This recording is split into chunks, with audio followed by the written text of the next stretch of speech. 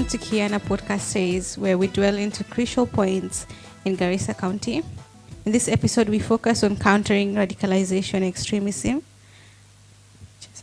community-led approaches. I'm your host, Akiarma Alim, joined by my distinguished panel, Zamzam, Sirat, Jamila, Farah, Hajira, Bishar, and Umul Ahmed. Welcome.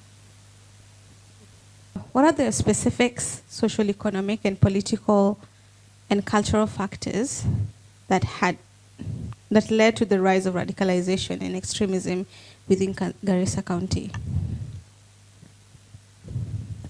Okay, thank you. I'll start by talking about the community that we live in. Basically, you'd find some of the youth have nothing to do, and they easily get into these terror groups that they're taken away, and I believe this is one of the reasons as to why they're moved.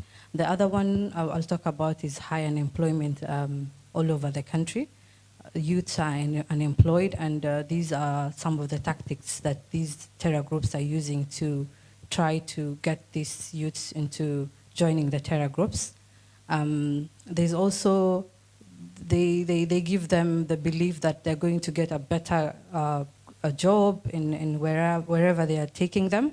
Talk of Somalia, there's a reward that they're told that they'll be given in terms of maybe paying them in dollars, and these are youths that have been unemployed for a very long time, and if a terror group can take away someone with a degree, what happens to someone who has never gone to school?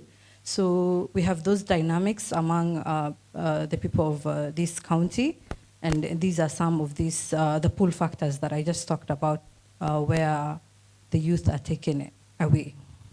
I think Garissa County has been significantly affected by radicalization and countering extremism, which is there are linkages between the security agency and the community.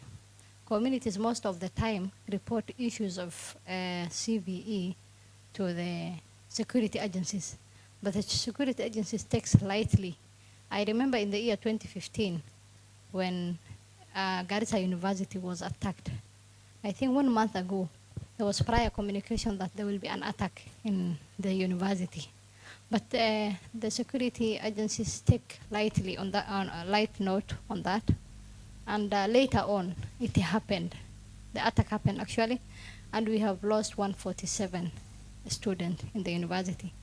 So there are gaps between the security agencies and the communities.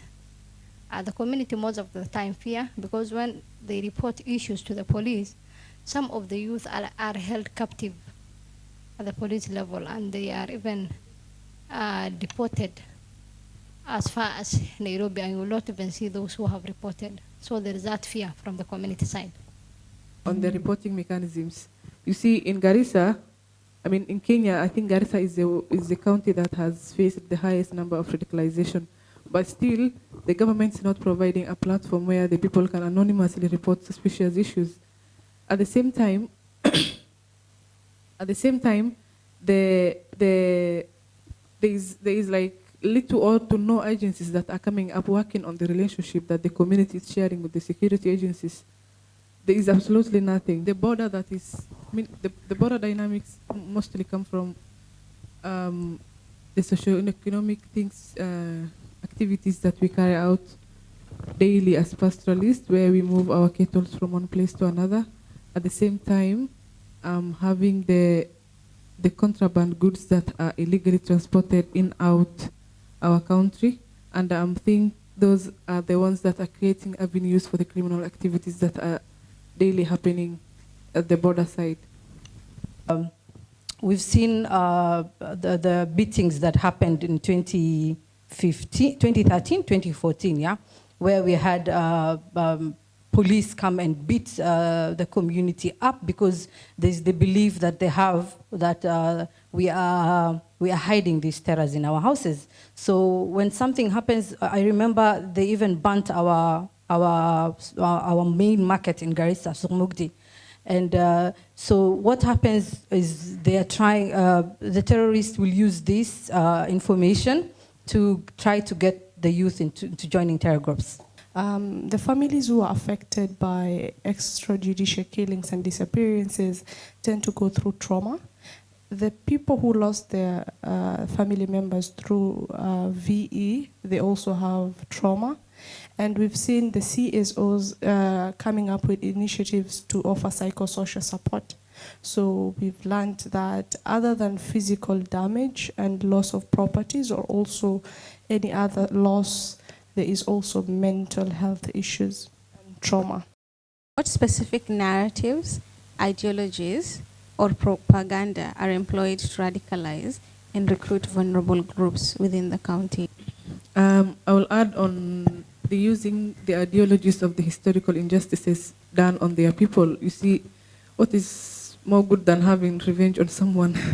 So they use the historical injustices ile imetumiwa zamani on like radicalizing these people, that you can have revenge on someone who has killed maybe your grandma, on someone who has massacred your grandpa. So that is also another ideology they use. They spread rumors about the religion that Muslims and Christians are not brotherly. In the 2015-2016 there, after the attack of Garissa University, the terrorist also groups were also attacking the churches in Garissa. And, but the religious leaders in Garissa, especially Sukem, had addressed that. And when even our Christian brothers were going to the churches on Sunday, they were safeguarded by the religious leaders. 20 of them will be standing all over the church to guide them, for them to pass their prayers. So the special religion, they use religion to radicalize, especially the youth. As a local myself, I think I can add a few ways that the government can support. And one of the issues that I think is mental health. So providing psychosocial support to the local community will go a long way in preventing radicalization. And it will also help in early warning signs of who's getting radicalized within the vulnerable groups within the county. Also implementation of the county action plan, looking at the specific pillars which and localizing it to the Garissa County and the needs of the community will definitely go a long way. And we are coming to the end of our 4th episode. So thank you very much to my panelists. I really appreciate, and it was a very insightful and knowledgeable conversation we've had. Thank you.